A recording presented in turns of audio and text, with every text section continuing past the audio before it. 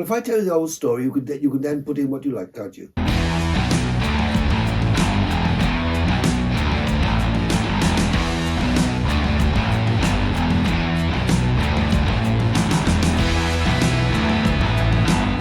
Morning guys. Okay, so it is 6:58 and we are off on a little bit of a road trip. And all I can say is rock and bloody roll.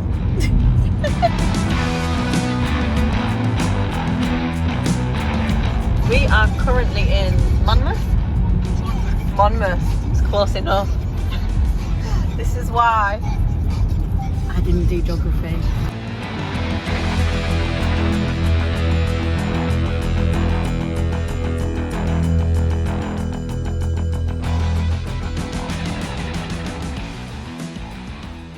I'm Kingsley Ward and I'm the co-founder of Rockfield Studios with my brother Charles. Well, when we bought it in 1958, we're farmers. See, and the story of Rockfield goes back before that because the actual premises Rockfield Studios in has a far greater history than just music. It goes back to 1850, 1880, when Lord Lungatic, the father of Charles Stuart Rolls, started Rolls-Royce, owned it. And this was his stud farm for Shire horses. They were the most famous Shire horses in the world. They would go for 3,000 guineas in 1890 in those days.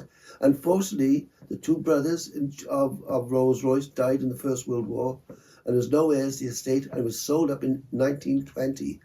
And we bought this place, which is amply called part of it, which was the stud farm. We bought in 1958, and we're farmers. In 1960, right, without acoustic guitar, we borrowed a tape recorder from a gentleman living in the lodge. Now, we'd never seen a tape recorder before, a little one, a portable tape recorder, because in those days it didn't exist. You couldn't record yourself, right? And there were no recording studios anywhere. So, Charles, my brother, had written 2 songs. This is how it happened. He wrote 2 little songs strumming the guitar.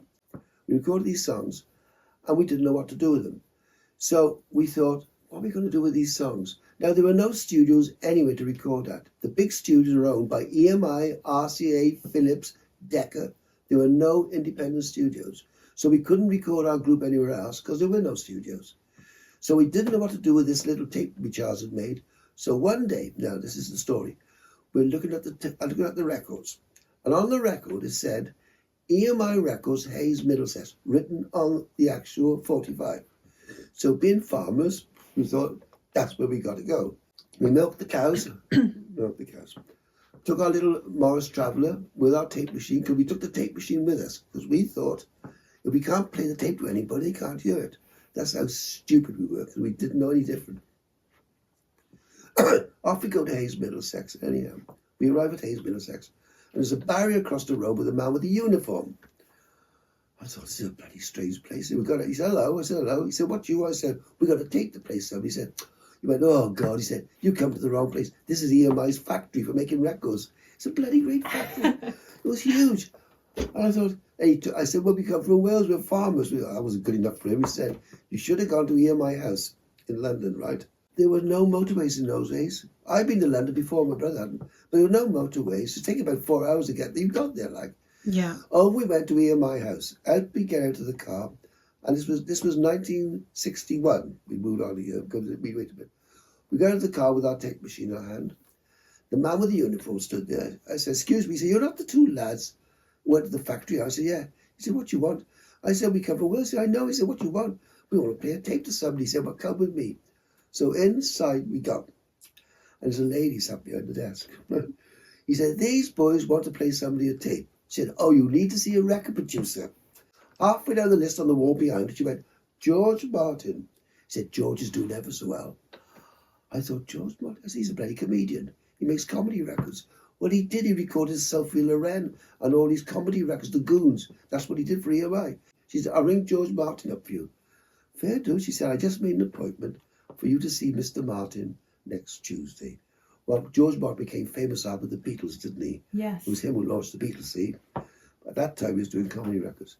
So home we came. Had to find the bloody cows had buggered off because it was dark. Well, couldn't find the cows anywhere. We had to go and find the cows. Got them in, milked them.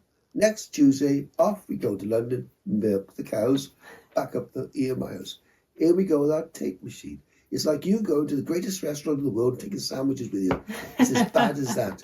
We didn't know any bloody different, did we? She said, hello. She remembered us. She sat down on the settee. We sat on the settee with our tape machine.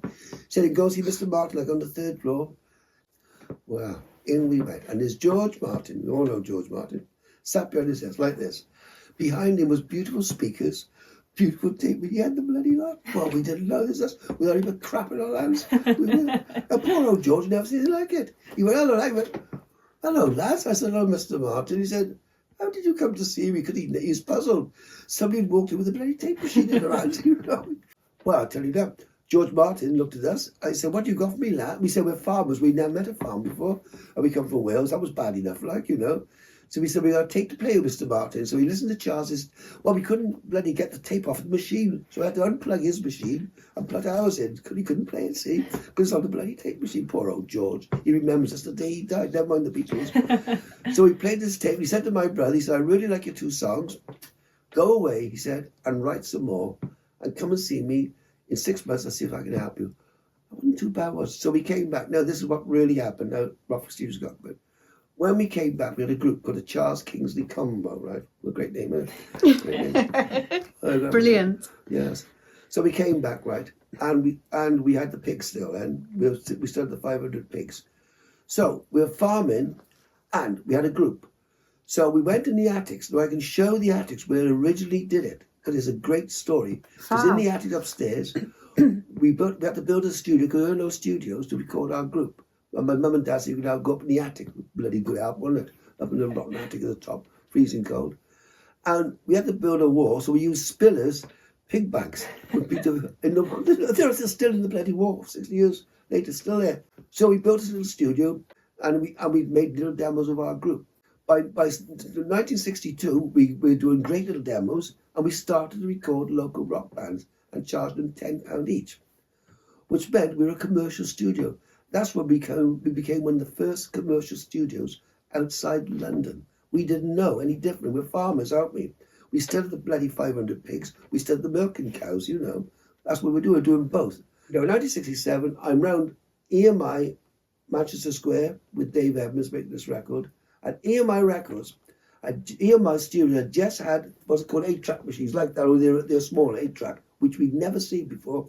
So anyway, we were there. And he had his tax. I came and said to my brother Charles, I said, Charles, I just been to Abbey Road. I said, they got these new tape machines. If we could only get one, we'd be well away. So do you know what? We bought an 8-track. We closed the riding school. What was riding school stables became our 3rd studio, which is now the Coach House studio. We had this 8-track machine, and we caught Abbey Road up.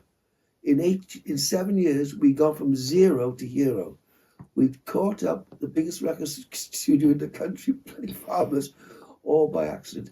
So we had the same equipment as them. And in 1968, our 3rd studio. And who was the first band in? Black Sabbath. And Ozzy Osbourne was 17.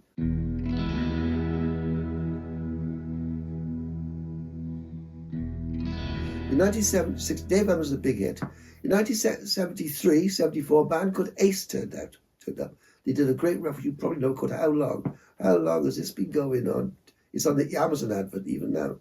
They were here, right? So then Hawkwind turned up with Lemmy and then Silver Machine. That was a massive record. And in 1974, we built this studio in 1974. So I'm sat here one day, I get a phone call, Queen. I thought Queen was a bloody stupid name for a group for a start. But you would, wouldn't you, like, you know? Queen. I'd never heard of them, 1974. Queen turned up, yeah, right. This studio is exactly the same as it was. And Freddie Mercury, all that. Oh, yeah. And I was looking at him, I thought, bloody hell. So anyway, one day, we all stood over there. Brine May was stood, they'd been here a week, Queen. And in that office where you were, in the corner was an old piano. In the corner, and Freddie Mercury had it tuned. We don't know why. He must have seen it the year before. He's all his head, see, Freddie was. And I was still talking to Brian May outside the door there. They're playing frisbee in the yard, because frisbee was a big thing then. Lisa and man and daughter, only this, all playing frisbee out there. I thought, bloody lazy sods, they haven't done sod off, as one does. So I said to Brian May, I said, you've been here a week, you haven't done much. I said, Freddie's in there writing something. I went in, I go, I'm stood next to Freddie Mercury, in that office, stood next to him. I thought, what the bloody hell's he doing? He's writing Bohemian Rhapsody, wasn't he? And for the next 2 weeks, they went continuously on this one record, Bohemian Rhapsody, and it was called Freddie's Thing. It had no name to it. It was done in 3 sections, as it is for Bohemian Rhapsody. So Queen turned up. Off they go, Bohemian Rhapsody's rock. The next band in is a band from Canada called Rush. God, they are massive. Rush was the biggest band in the world, just about. Huge from Canada. Followed by Iggy Pop with David Bowie, all in here. Iggy Pop, boy, he's a bloody handful. So Iggy Pop turned up, right? So that was that. Then Simple Minds stood up in 1979, Simple Minds. In the meantime, in the other studio, we had all these hit records with Shawaddy Waddy. Remember Adam and the Ants, Ant Music? Yeah. All over, I'll show it now. All over that studio over there, all the Ant Music stuff. Ace, How Long, all those hit records are done over Shawaddy Waddy records. There was hundreds over there. Oh, it's endless, by the way, Rockfield. It's just bloody endless. But in 1987, I rebuilt this place completely. I spent 800,000, mostly borrowed, by the way, as farmers do.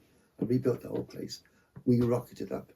And then we did all these records. In 1990, what happened? The recession turned up. 18% interest rates. But our luck changes. See, one door opens and one door closes.